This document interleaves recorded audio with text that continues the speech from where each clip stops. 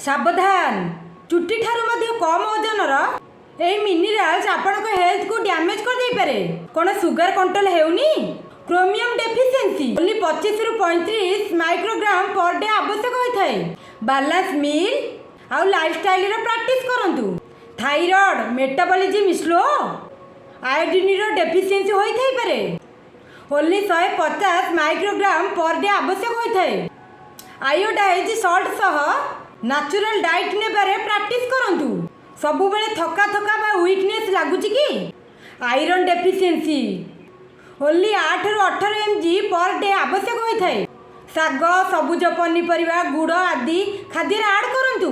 Immunity low बारंबार ठंडा ज्वर लागी रहउची कि जिंक डेफिशिएंसी ओनली 8 रु 11 mg पर डे आवश्यक होइथाय। नट्स आउ सीड्स खाद्य रे शामिल करंतु।